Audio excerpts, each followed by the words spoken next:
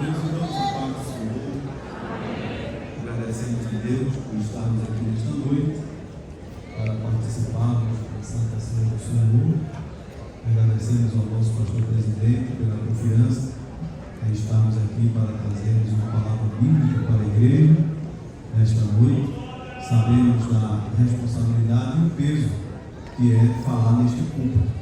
É muito difícil, mas eu solicito as orações da igreja ao meu favor para que o Senhor Jesus nos conceda uma palavra. Quem diz amém, meus irmãos? Eu quero convidar a igreja a abrir a sua Bíblia no Salmo de número 110. Salmo de número 110 é um salmo conhecido da igreja do Senhor,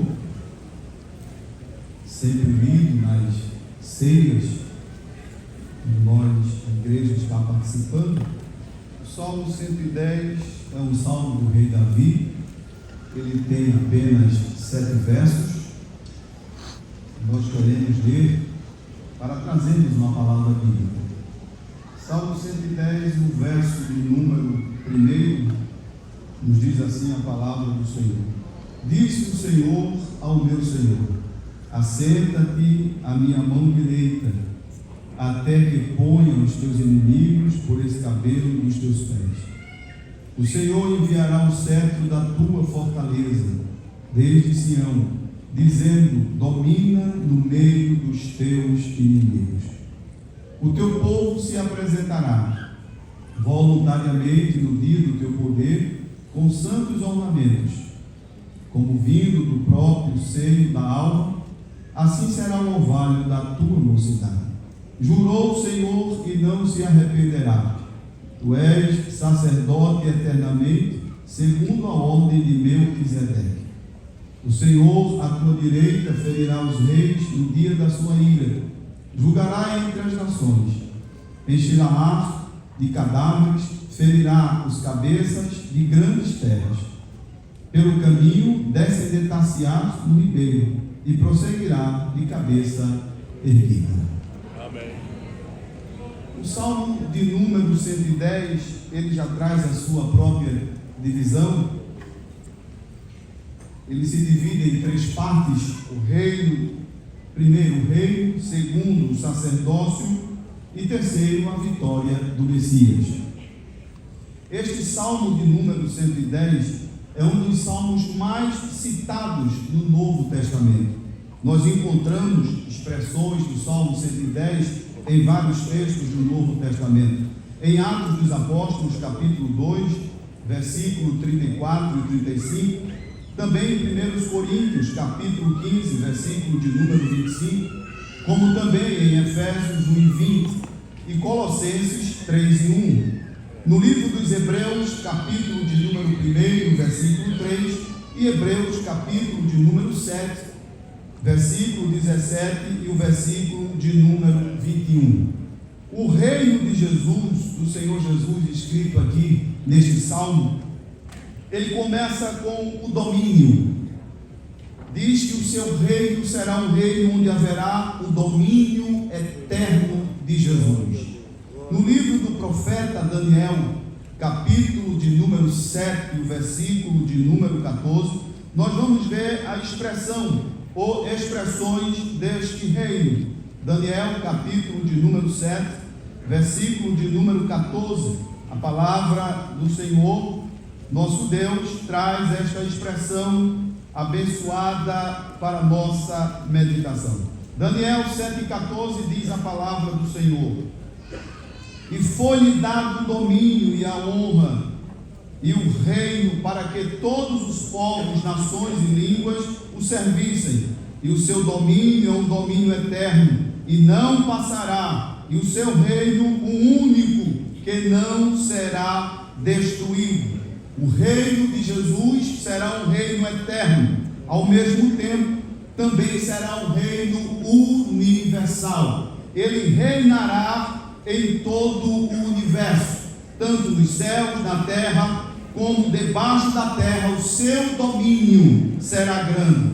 Zacarias, capítulo de número 9 e o versículo de número 10 traz esta expressão: Também o reino de Jesus é sobre a natureza. Ele não reina só de forma universal, mas também ele tem o seu domínio, o seu reino sobre a natureza.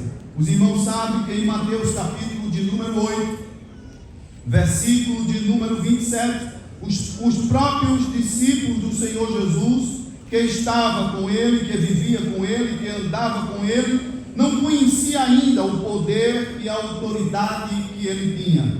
Mateus capítulo de número 8, versículo de número 27, a palavra do Senhor nos diz assim: aqueles homens se maravilharam, dizendo: que homem é este, que até os ventos e o mar lhe obedecem? O reino de Jesus, ele é eterno, ele é universal e ele é sobre a natureza. Ele também reinará sobre a igreja. Efésios capítulo de número 1, versículo de número 22. Carta de Paulo à igreja de Éfeso, capítulo de número 1. E o versículo de número 22, a palavra do Senhor traz esta expressão para nós sobre o reino de Jesus, sobre a sua igreja. Ele reinará sobre ela. Efésios 1 e 22. E sujeitou todas as coisas a seus pés, e sobre todas as coisas o constituiu como cabeça da igreja. Ele reina sobre a igreja. Também o Senhor Jesus tem o seu domínio sobre os poderes celestiais. 1 de Pedro, capítulo de número 1, capítulo de número 3 e o versículo de número 22. O apóstolo Pedro, em 3 e 22 de 1 de Pedro, ele diz assim para nós. O texto sagrado diz para nós desta forma: o qual está à destra de Deus, tendo subido ao céu, havendo-lhe sujeitado os anjos e as autoridades e as potências e as potestades. Jesus, ele tem o domínio de forma onde ele reina, ele governa, ele manda, não só em uma parte, ele manda em tudo e em todos. O poder é dele, a glória é dele e quem manda é ele. Seu reino não é passageiro, seu reino é eterno. Ele reinará para todo o sempre, eternamente, amém. O seu reino é universal, não é local. Quando ele estender o cetro para reinar, ele vai reinar em todo o planeta, como o Senhor de toda a glória. E a ele todo joelho se dobrará, em cima do céu e embaixo na terra. Haverá um só governante, porque o seu reino será universal. Mandará na natureza, governará sobre ela. Por isso que ele é o que é. É por isso que ele diz: eu sou o que sou. É porque ele tem poder em tudo e em todos e em qualquer lugar, porque foi ele quem criou. Tudo foi criado por ele, para ele, sem ele nada do que foi feito se fez. Ele levanta a sua voz e todos lhe obedecem. Por isso que o seu reino é eterno e ele manda na natureza. O vento, o mar lhe obedece. Os pássaros lhe obedecem. Os peixes se transformam em casa de moeda porque lhe obedecem. Eu nunca vi peixe andar com moeda na boca, mas quando ele quer, ele vai na casa da moeda, pega uma prata, é porque ele está determinando, ele manda. Ele não pede permissão. Aleluia. Ele manda porque ele é Senhor. Peixe anda com moeda na boca. Galo só canta quando ele quer que cante. Quando ele determina, não cantará o galo até que tu me negues 3 vezes. A natureza entrou em silêncio. O galo queria cantar, mas não podia, porque a natureza lhe obedece. Calma que você vai cantar. E o galo esperou Pedro negar, mas também foi um cântico jamais visto, porque Ele segurou até a hora de cantar. Porque Ele comanda, Ele manda na natureza. Ele reina sobre a igreja. Ele é o cabeça, Ele é o dono, Ele é o Senhor da igreja. É por isso que a igreja tem atravessado esse período. Desde o primeiro século da história da igreja até os dias atuais, a igreja sempre enfrentou tempestades, perseguições, alguém querendo parar a marcha, alguém querendo destruir, jogando o crente nas cavernas, prendendo o crente, mas nunca conseguiu deter.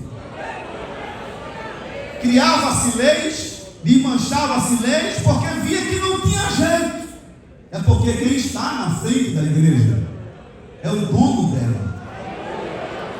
E o dono dela reina sobre ela. E ninguém segura a marcha da igreja. E ele reina sobre os poderes celestiais.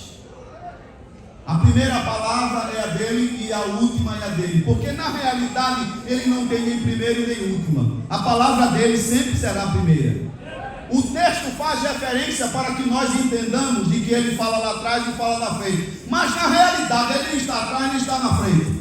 Ele está sempre no comando de tudo. Ele nunca será o último, ele sempre será o primeiro. Mas ele diz assim: eu sou o último. É para eu entender que ele está na minha retaguarda. E ele diz: eu sou o primeiro. É para que eu entenda que ele está na minha frente. Ele diz assim: vá tranquilo, meu servo, que eu cuido da retaguarda e eu cuido da frente. Eu sou primeiro lá e primeiro cá. Quem manda sou eu, quem manda sou eu. Aleluia, Ele é quem manda. Ele manda sobre os poderes espirituais. Ele tem o governo. O Salmo de número 110, há uma riqueza imensurável neste salmo. A primeira referência dele traz sobre o poder, o domínio de Jesus. O segundo contexto deste salmo é que Deus fez um juramento pela sua santidade. Porque os irmãos sabem que quando Deus não tem por que jurar, Ele jura por si próprio, para cumprir a sua palavra. Porque se Ele fizer juramento com o homem não vai cumprir e o pacto será quebrado. Mas quando Ele quer fazer algo extraordinário, Ele jura por si mesmo. Ele diz: eu juro por mim mesmo. É a certeza, é a garantia de que Ele vai fazer. Ele não vai depender de mim. Ele não precisa de mim para chancelar e fazer o que Ele quer. Ele diz: eu juro por mim mesmo. Salmo de número 89 e o verso de número 35 está a expressão bíblica de que o Senhor faz o juramento por Ele mesmo para cumprimento daquilo que Ele quer realizar, daquilo que Ele quer fazer.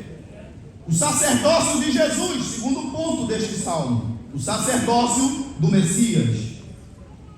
Primeiro, que o sacerdócio de Jesus, ele foi humano e divino em um só tempo.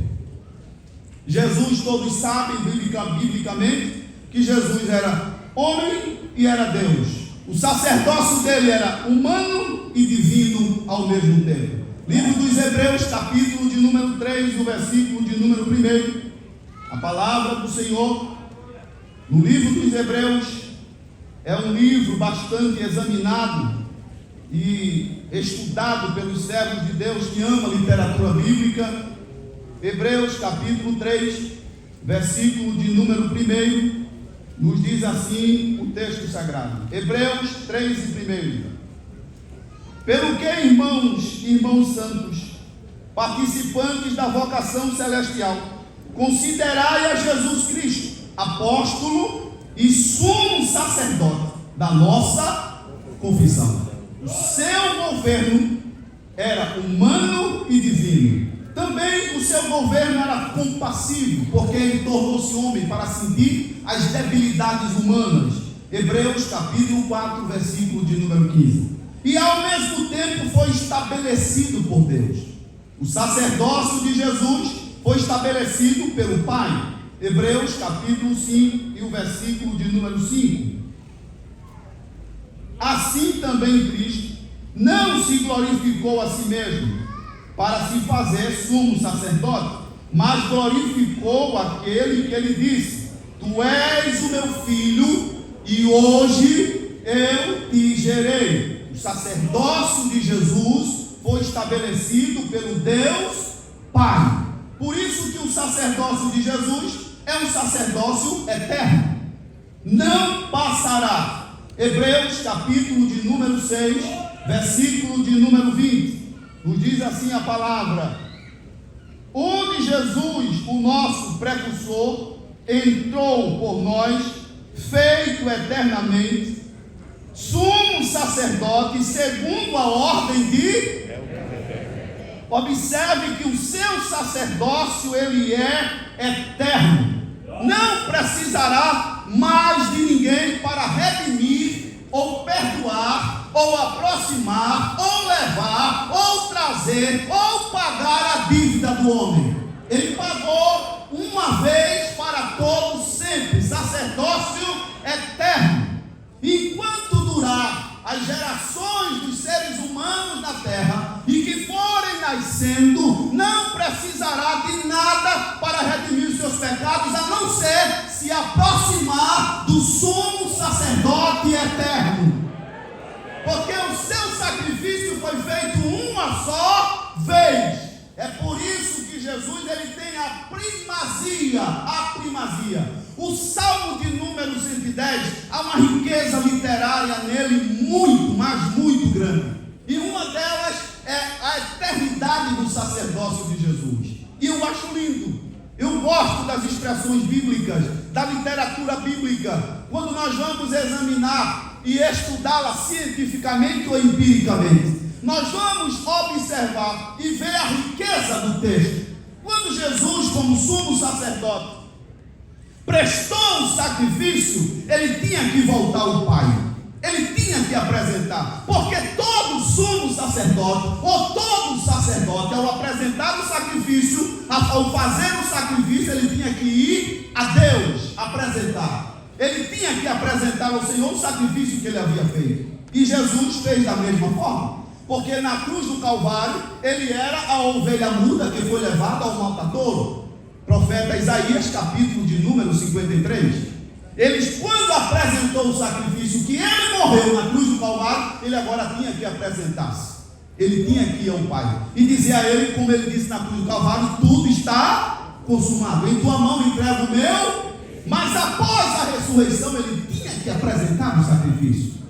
Ele, sumo sacerdote, tinha que se apresentar. Por isso que ele ressuscitou ao terceiro dia. Se os irmãos observarem no texto bíblico, quando as mulheres chegaram no sepulcro, que Jesus já tinha ressuscitado, os anjos já tinham removido a pedra, observe que o lençol estava dobrado bem direitinho, porque não dá tempo nós lermos o texto, e a cabeceira do lençol estava bem ajeitadozinho, arrumadinho, e tinha um lenço dobrado, a cabeceira de onde Jesus estava.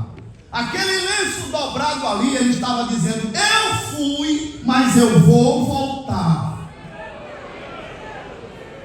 Eu retornarei.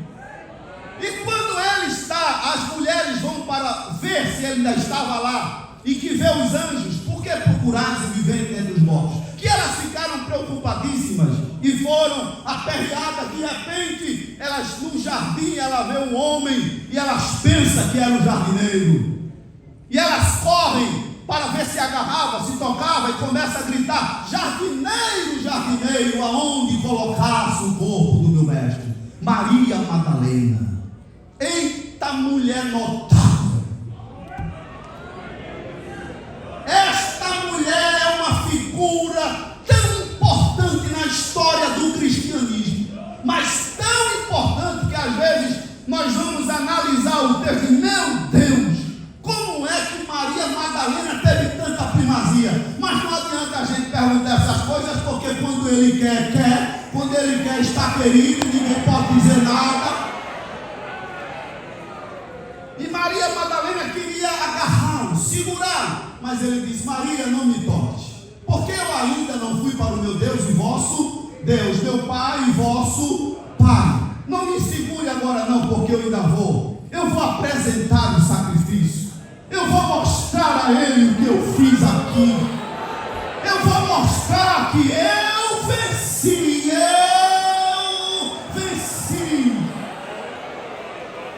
Aleluia. É por isso que ele sobe para apresentar o sacrifício em sua exaltação. Quando ele se apresenta lá no Salmo de número 24, que as portas eternas estavam fechadas, mas ele disse: abram-se os portais eternos.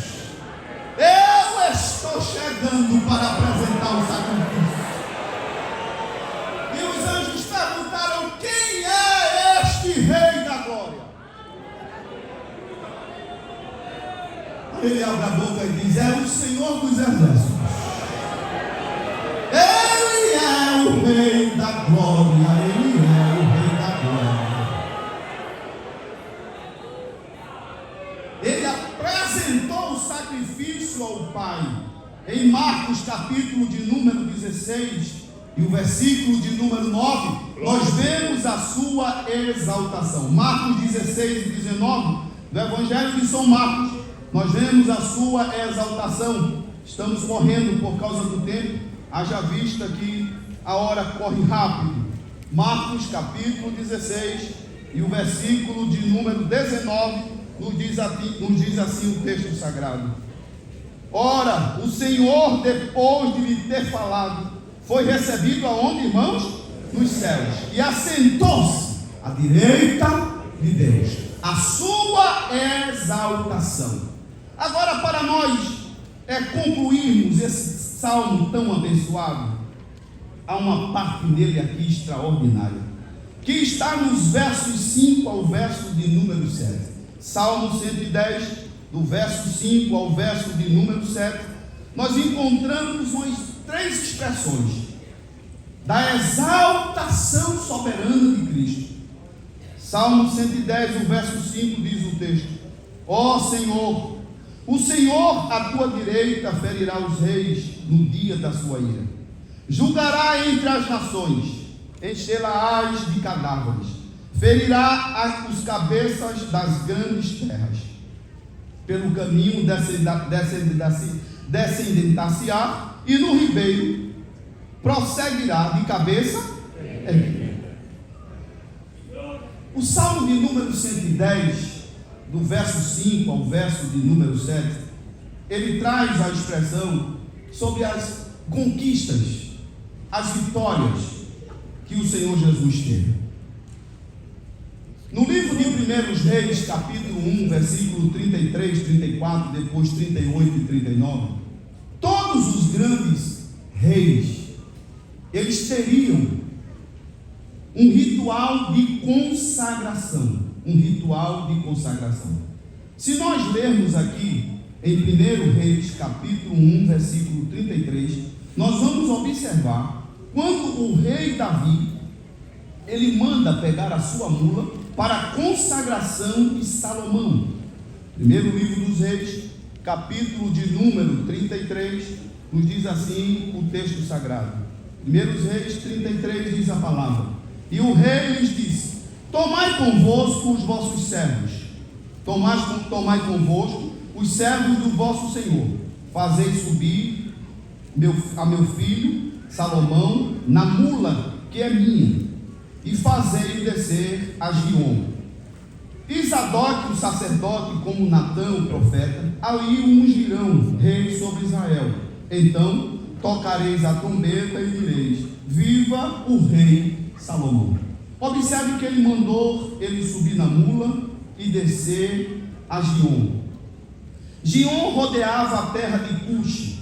Ele é o segundo dos 4 rios do paraíso, resultante da divisão do rio que passava pelo jardim do Éden, sendo os demais Pison, Tigres e Eufrates. Gênesis 2 e 13. Giom fazia parte desses 4. Ele era o segundo.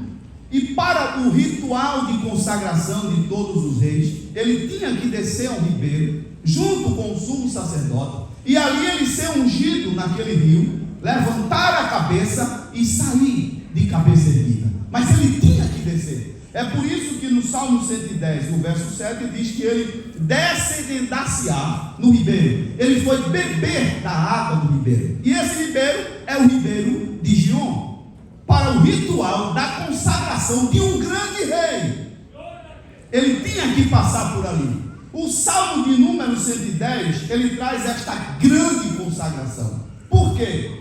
Porque o Senhor Jesus, ele pelejou duas guerras. O Salmo 110, ele é messiânico ao mesmo tempo. Por quê? Quando o Senhor Jesus estava na cruz do Calvário, durante os seus 3 anos aqui na terra, ele enfrentou muitas coisas, mas a grande batalha foi na cruz do Calvário. Na cruz do Calvário, ele enfrentou uma batalha terrível. Mas eu pergunto à igreja, ele venceu? Foi vitorioso? Tornou-se rei? Tornou-se. Por isso que este salmo ele traz duas expressões num contexto bíblico muito rico. Aqui ele apresenta Jesus na sua vitória na cruz do Calvário, e ele apresenta a vitória de Jesus na batalha do Armagedon. Ele ao mesmo tempo, ele traz o contexto messiânico e traz o contexto escatológico. Porque no Salmo de número 110, nós vamos ler agora outra expressão em Apocalipse, capítulo 19, e o versículo 19. Apocalipse 19 e 19. Olha o que diz o texto sagrado. Apocalipse 19 e 19 nos diz assim a palavra do Senhor. Quem achou, diga amém. Amém. Apocalipse 19 e 19 diz assim o texto: E vi a besta e os reis da terra e os seus exércitos reunidos para fazerem guerra àquele que estava sentado sobre o cavalo e o seu exército. Se levantaram para fazer guerra contra ele, mas não adianta. E a besta foi presa, e com ela o falso profeta que ia diante dela. Fizeram os sinais com que os enganou, e os receberam o sinal da besta e adoraram a sua imagem. Estes foram lançados vivos no ardente lago de fogo e de enxofre. E aqui eu quero terminar esta simples reflexão rápida, em virtude do tempo, dizendo à igreja do Senhor Jesus, que o nosso mestre, ele já venceu. Ele não vai vencer, ele já venceu. O seu reino é eterno, o seu sacerdócio é eterno, e a sua glória e o seu trono é eterno. A igreja pertence ao Rei dos Reis, Senhor dos Senhores. Jesus fez o que ninguém poderia fazer. Ele venceu. Aleluia.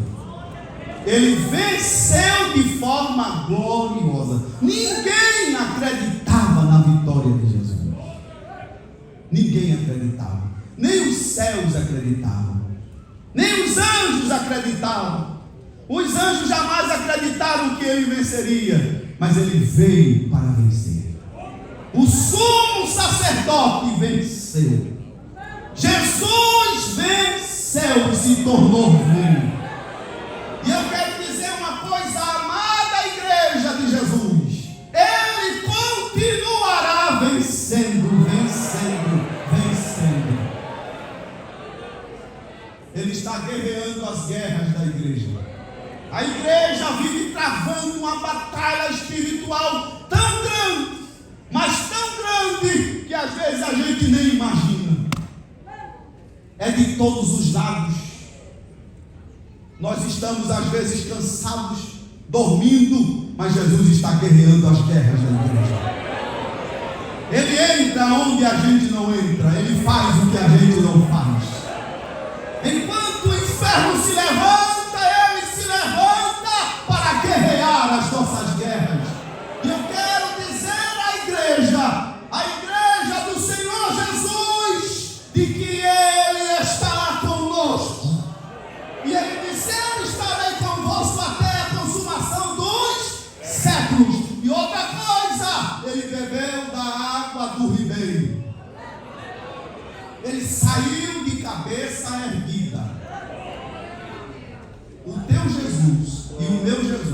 ele está de cabeça erguida. Ele está de cabeça erguida. Ele é Senhor. Igreja amada, o Senhor Jesus está cuidando de nós, da sua casa, da sua família, da minha família, da sua vida, da nossa vida. As portas do inferno não prevalecerão, porque Ele é Rei, Ele é Senhor, e Ele guerreia, e Ele manda, e a igreja é dele. Quem diz amém, meus irmãos?